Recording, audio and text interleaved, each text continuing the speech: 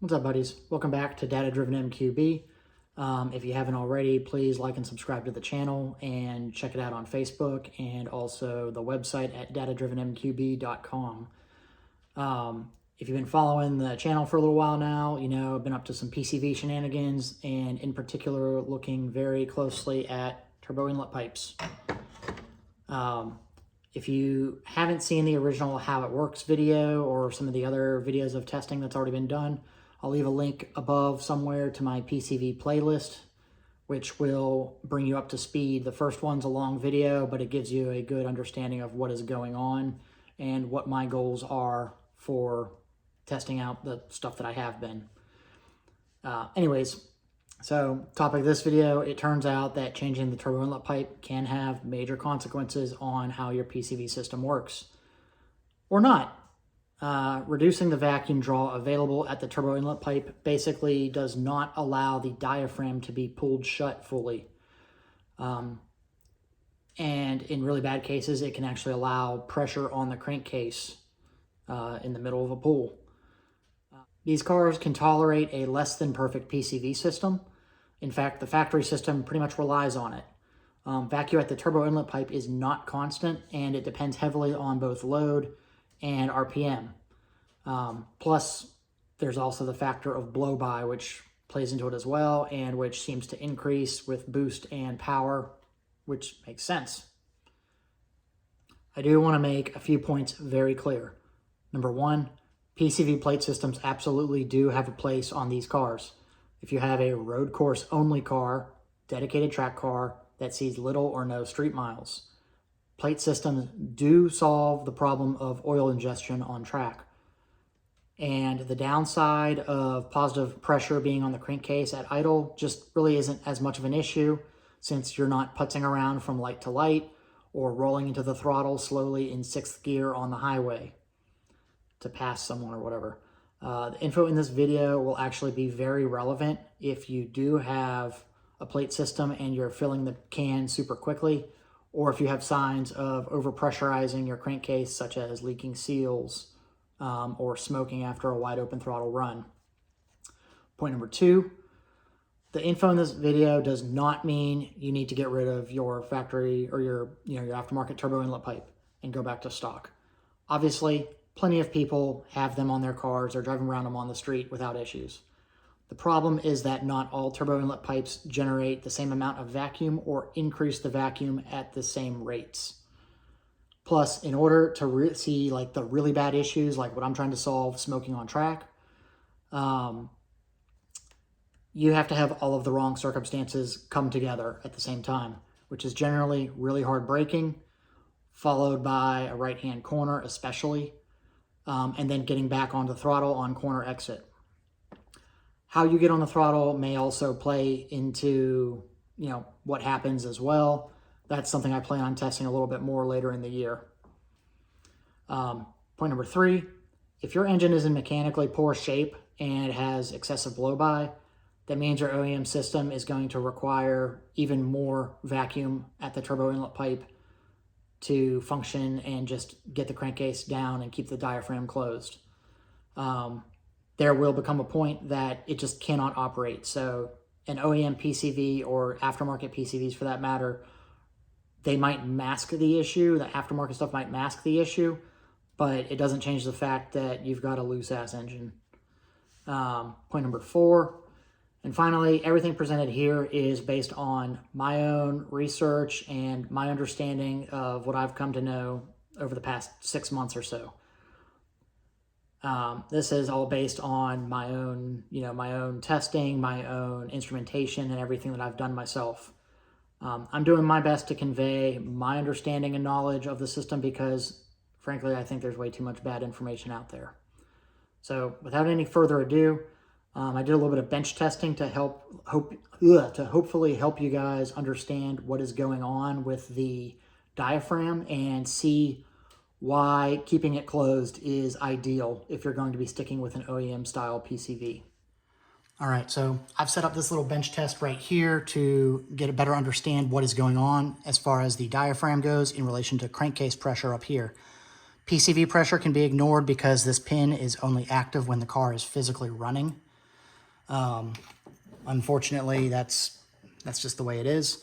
But regardless, I'm going to be blowing air into the turbo inlet pipe hose on the TIG1 hose through the Venturi to generate a vacuum on the crankcase.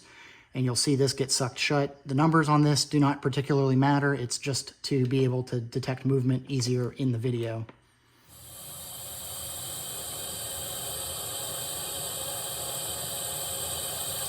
So you can see it's taken about -1.3-ish PSI to fully close the diaphragm, 1.3, maybe 1.4. And it pops up really slowly just because there is no blow-by being generated right now because the car's not running. But you can see how keeping the diaphragm closed is, well, that's what happens when you actually have sufficient vacuum. All right, so we've got the PCV sensor being logged now. How much? This is basically the turbo inlet pipe vacuum source. So that's what this will be representing. We're using the Venturi to generate a vacuum, but we're basically keeping track of how much it's generating. So we'll kind of get an idea of that, along with how it relates to diaphragm position. So you can see it starts moving around, once it starts generating some vacuum, but it doesn't fully close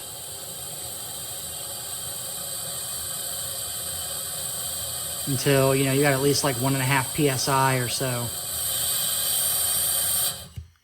You can blast a lot of pressure in there to generate a lot of vacuum if you really want. But yeah, so you have to have some kind of a reliable turbo inlet pipe vacuum. If you're only generating, 0.5 PSI under wide open throttle, you're just barely moving the regulator. And this thing here is flowing wide. All the air, all the oil, all the blow-by is able to make it right into the valve. All right, we're gonna hop right into it. Before anything happens, we're going to see what happens when you tune the car with no other changes. This here is a stock boost level. The green line down here represents PCV pressure, basically the vacuum being generated by your turbo inlet pipe. This is an OEM turbo inlet pipe, stock boost levels. And yellow line is RPMs. White line is the crankcase pressure as measured at the oil cap. So let's take a look and see when you add a tune to the car. Now, at first glance, based on what we saw with the bench testing, closing the diaphragm is good. And at first glance, it looks like it pulls the vacuum down on the crankcase even better. It gives you a lot more PCV vacuum, so that's great, right? Well, this chart is a little bit misleading because time is also a factor. You see, it's the same rough RPM range from 2,000 to like 6,000 some odd RPMs, but because of that, you have to look at a given point and line up the RPMs right here until they match. Oops.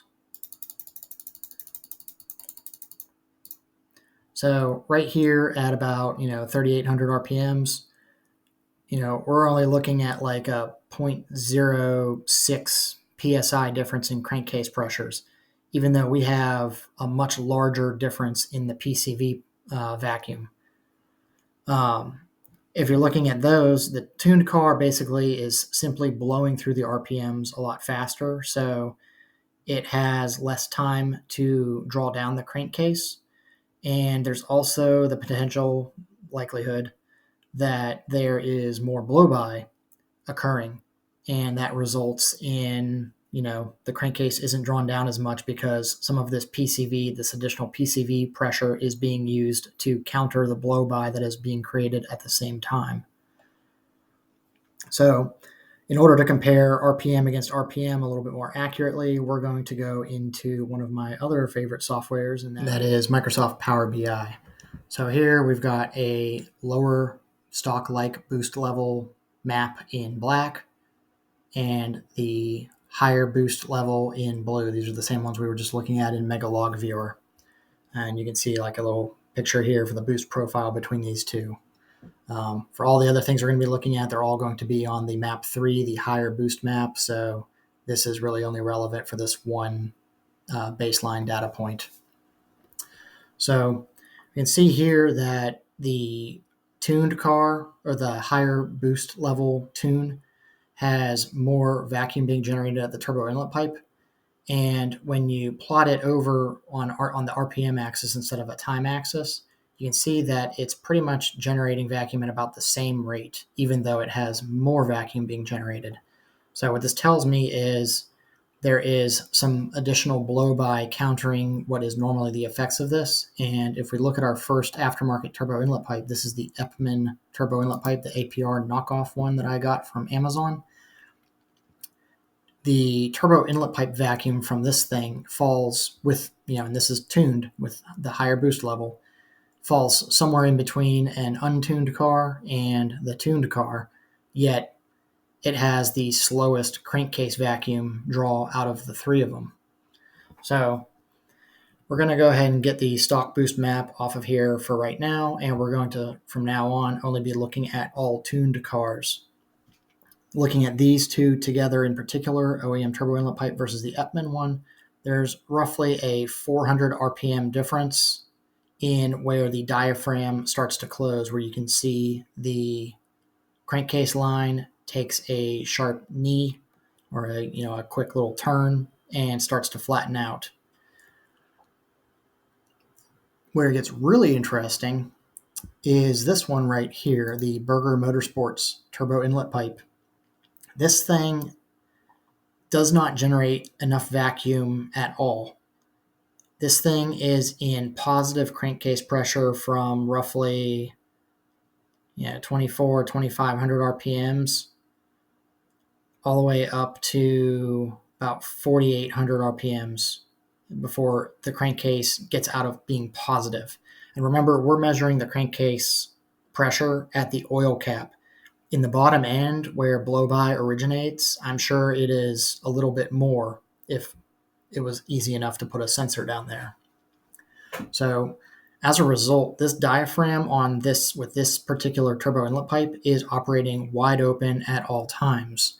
Now, obviously, a lot of people run these things and they don't have issues on the street, but this turbo inlet pipe was actually sent to me courtesy of Mr. Matt O on the Mark 7 forums, and he was actually in one of the prior videos where I did a bunch of before and after testing, or took people's testing results, real world results of Mark 8 retrofits. Because after talking with him some more, it turns out that all of his smoking problems when autocrossing occurred right after he installed this turbo inlet pipe. We still have to do validation testing to be 100% sure, but that's the issue. But based off of this, I am very confident that this is the problem. He had a Mark 7 valve that he was using prior with no problems. He installed this turbo inlet pipe. It started smoking. He thought that the PCV went bad, so he put a Mark 8 PCV on it, did a basic retrofit, just like this. And sure enough, the car smoked like crazy at an autocross. I spoke with him the other day, and he has since put the stock turbo inlet pipe back on, because I actually have his turbo inlet pipe from this right this moment. And he autocrossed it with that, with the Mark 7 valve that has smoked once he put the turbo inlet pipe on, and he did not have any issues at that event. Now, that's a sample of one event, but it is encouraging that my testing efforts are not for nothing. So with all that out of the way, there's one other turbo inlet pipe that I looked at, and that is a Unitronic one. This one was courtesy of Adam Karst. Now, I do not have the crankcase data on this one, only because when I tested it, it was with the Mark 8 PCV that I had ventilated the bottom side on. And in testing that PCV with the stock turbo inlet pipe versus an unmodified Mark 8 PCV, it throws off the crankcase readings. It makes the crankcase look a lot better than it really is. So I did not want to include that for accuracy purposes. But essentially, on the same, map 3, this tuned map, it's just slightly worse vacuum levels than the Epman turbo inlet pipe, or probably APR turbo inlet pipe. It looks identical. So what happens with all of these when I'm just going to get that off there since we don't have the crankcase data. What happens with all of these when you do the full retrofit? So with the OEM turbo inlet pipe and the full retrofit, this sucker sucks the crankcase down like immediately. It generates a huge vacuum right from the get-go and pulls it down, and as the turbo inlet pipe itself is generating more and more vacuum, it actually starts contributing more to the overall vacuum amount in the hose as well. Now, I do think that this is a little bit too much. It's not enough to make the system not work, but it is a little bit more erratic, and you can actually see how the crankcase pressure is just a tiny bit higher. It's not anywhere near a problem, but when operating at lower vacuum source levels, that same turbo inlet pipe is causing the crankcase to go down to about 0.9 psi instead of about 0.8. So let's take a look at what happens with the Epman. So it has just slightly worse, not I'm going to say worse, but slightly less vacuum pool up here, but it's not really a massive difference. But down here, it tracks pretty similarly, and it's largely pretty similar to the stock one. Not really massive change. Now, where it gets really interesting is the BMS turbo inlet pipe. Because this thing it flows well, according to Jeff's testing. But because this thing has such a weak draw on the PCV, it actually appears that it pairs really well with the Venturi, because the vacuum levels of this thing are right down there with all of the other, non-Venturi samples up in the higher RPM ranges, except it keeps the crankcase solid all the way from, like 2600 RPMs to redline. This is exactly what is needed to keep the diaphragm shut. Now, I did play around with installing a restrictor in line with the OEM turbo inlet pipe, and the results of that were it changed the PCV vacuum a little bit, and it stabilized the crankcase vacuum as well as a byproduct. Not quite as well as the BMS turbo inlet pipe. Whoops, wrong one. Not quite as well as the BMS turbo inlet pipe, but really close. So, and this actually looks a little bit funny because the scaling changed. So let me just throw a basic one in there. So you can see, it stays much more stable overall with no really weird jagged craziness going on. All right, so here we've got second and third gear pulls. I've got third gear pulls, which is what we were just looking at, laid on up top, and I've dotted all of those lines because basic retrofits are all higher up and the full retrofits are all on the bottom. It's pretty easy to tell one from the other. In second gear, I do have the boost dialed back a little bit. It's like 14 psi or so. But you can see here how the basic retrofit BMS turbo inlet pipe right there struggles to stay anywhere near reasonable as far as crankcase pressures go. It's hovering just below just below ambient pressure. And that's, again, at the oil cap. It's probably higher in the bottom end. But what's neat is if you drag this up here, we're going to just kind of overlay them so you can see, even in second gear where the basic retrofit, or same as any OEM Mark 7 system would be, struggles to get the vacuum down to the point of closing the diaphragm, the regulator, the full retrofit is able to do it between 3,000 and 4,000 RPMs without a problem. So there is definitely something to this, especially like if you're autocrossing the car. I think there's all kinds of weird stuff that happens there, and I do intend on fitting my crankcase and PCV sensors to the car when I autocross it in a couple months. Real quickly, the last thing I wanted to look at was wastegate duty cycle. I did want to revisit this because I was able to do all of these pulls inside of a couple days. Temperatures were very, very similar the entire time. Conditions were consistent. All the pulls were done on the same road. So first off, we'll compare the OEM turbo inlet pipe, basic versus full retrofit.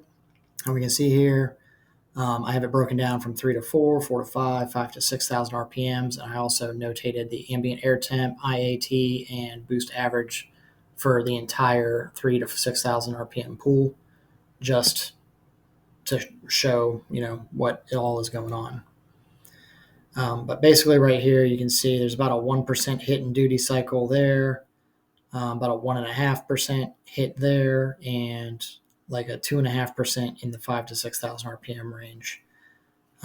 Looking at the BMS basic versus full retrofit, we've got, it says it's actually a little bit better there. There is a little bit of a temperature difference, but basically there's very little change here. There's like a 1% difference in duty cycle there, 0.1% change in duty cycle there.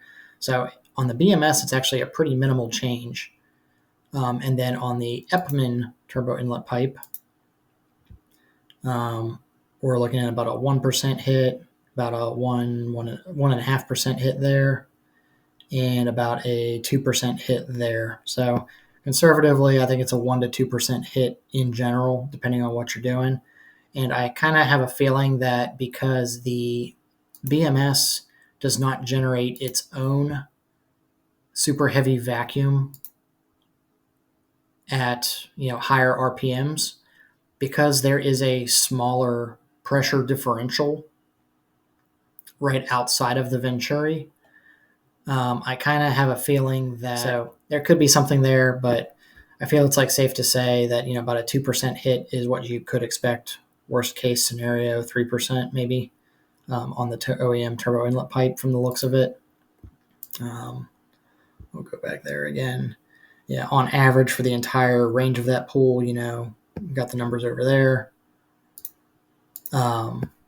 So there's that. So numbers and stuff, charts and shit are all great, but what's going on in reality? I stuck my GoPro to the hood of my car, looking through the hood vent, which came in handy for this, to look at the diaphragm and also data log the crankcase and PCV pressures. So I could see where they are in relation to relationship to each other, and also to kind of confirm or deny my theory about the diaphragm being open, majority of the time being a potential problem. Now, this is going to be comparable to any Mark 7 valve, Mark 8 basic retrofit. They all function fundamentally the same when there's not a Venturi involved. Take note that the diaphragm does close under throttle, though it is delayed in doing so until the turbo inlet pipe vacuum increases to a sufficient level.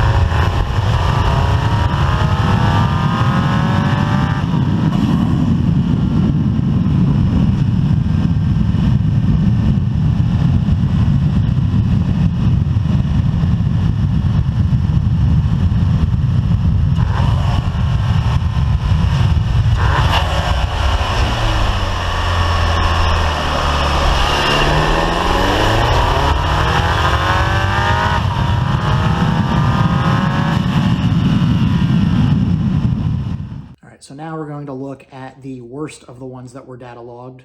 We're going to look at the BMS turbo inlet pipe in basic retrofit form. This is going to be pretty much identical to what's going on if you have a Mark 7 valve with this turbo inlet pipe.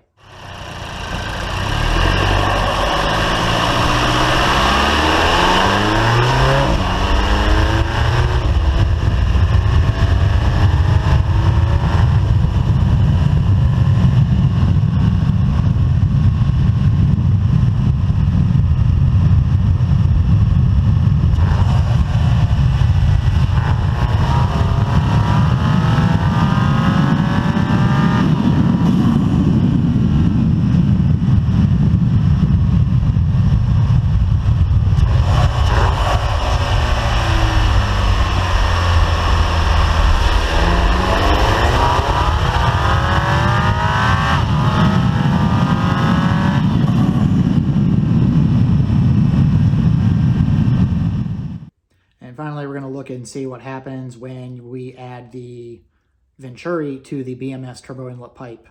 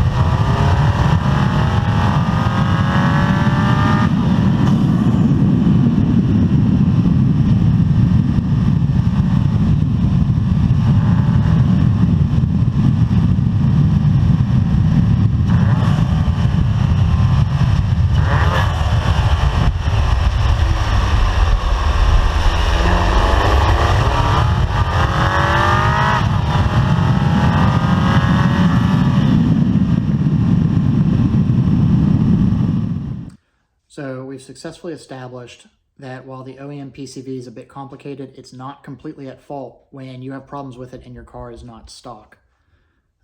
We've seen how blow-by might be a factor. That's a little bit harder to measure, but the vacuum source at the turbo inlet pipe is a huge deal in how the factory system works.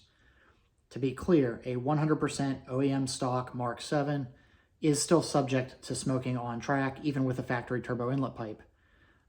It's also complicated by there are multiple revisions to the Mark 7 valves, but based on our findings, it has a far narrower window of what combination of brake, throttle, steering inputs are needed to make a factory bone stock car suck up oil.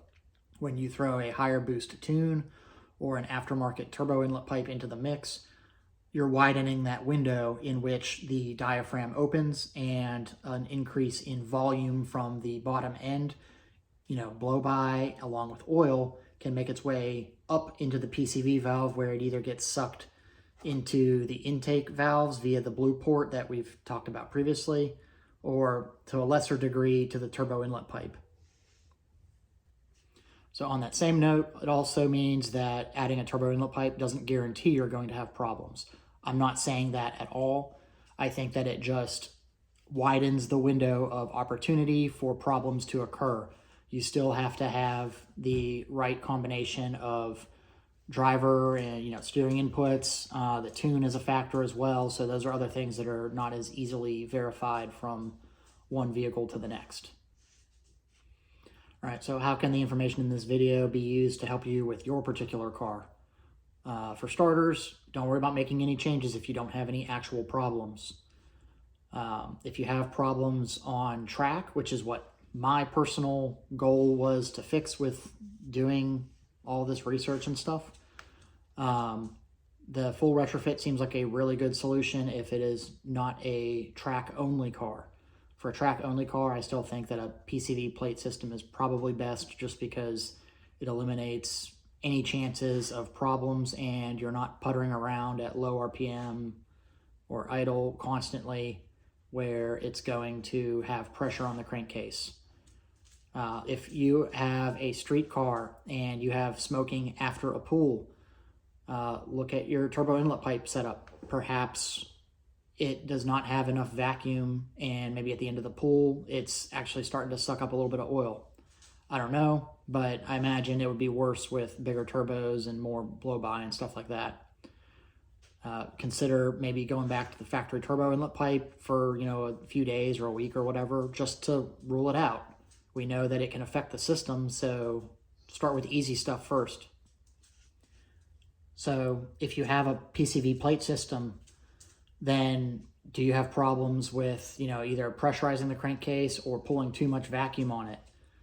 There's no regulator on a plate system, so it's going to be very hard to have the right vacuum on the crankcase to maintain a reasonable level in the OEM-ish range. We don't know the limits of the vacuum level the crankcase can take. Then you can probably play around with different turbo inlet pipes to see how that affects the system. I spoke with Rob of Area Motorsports, and he mentioned that they have a track car that when they added 100 horsepower to it, Prior to that, the car had zero problems going through a full race without filling the catch can. Whereas once they added, a ton more power to it, it was filling the catch can up immediately.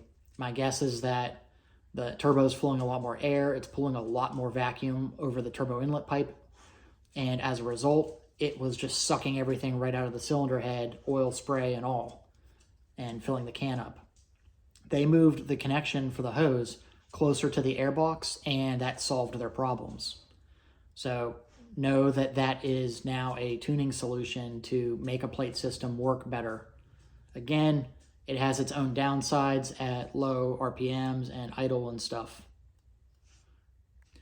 Are you getting excessive leaks from the cam cover or other engine seals? This might indicate that you're not pulling enough vacuum on the system. This is why I don't think that a plate system is right for a street-driven car, because a plate system can work with basically no real bad effects on track, since the car stays at high RPMs, high loads, pretty much at all times. Also, a much shorter service life anyways. Now, at low RPMs and idle, they allow pressure on the crankcase because of the port that gets blocked off. Now, whether that's enough to cause problems or not depends on a lot of things, as we've already discussed. The turbo inlet pipe being a major factor when you're under load. Now, with my crankcase sensor, I do hope to be getting a plate system soon for testing purposes, just to baseline what's going on with a few different turbo inlet pipes. Don't pay any attention to Remy, he's being an idiot. So is the Mark 8 Full Retrofit a good idea for you? I think it is a really good and really genius OEM solution that Volkswagen came up with on the Mark 8s. We're kind of using a little bit of a bastard solution from the Tiguan hose and the Mark 8 valve, but it functions generally the same. As far as, for benefits for street cars, it keeps a consistent vacuum. It minimizes the times under which the crankcase pressure can spike closer to ambient. It minimizes those spikes, and they're just not as bad. There's no catch can to worry about having to empty, and especially in cold weather. It, of course, unlike a plate system, it does not put pressure on the crankcase at idle. So I think it's a really good, really smart solution personally.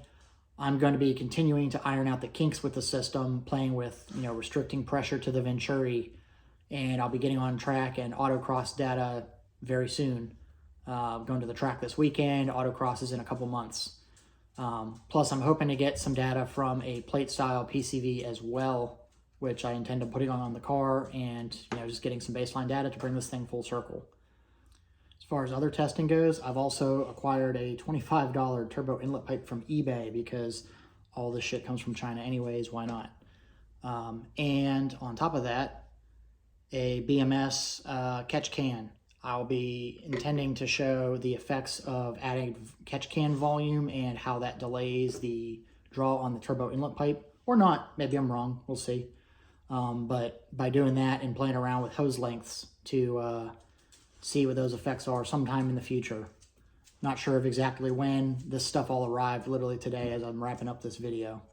So hope this was helpful. It still baffles me that this platform's been out for 10 years now almost, and not a single aftermarket vendor has figured this stuff out. I'm just a former mechanic with no college degree, but I had the sense to look at the factory turbo inlet pipe and think, gee, I wonder why this protrusion is here.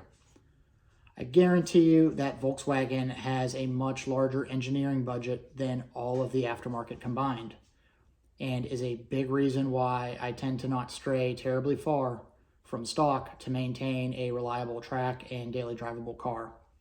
So if you found this interesting, do me a favor, hit like and subscribe. Check out datadrivenmqb.com. There's lots and lots of information on the website, more than just on YouTube here. And also check out, like and follow Data Driven MQB on Facebook. Take it easy.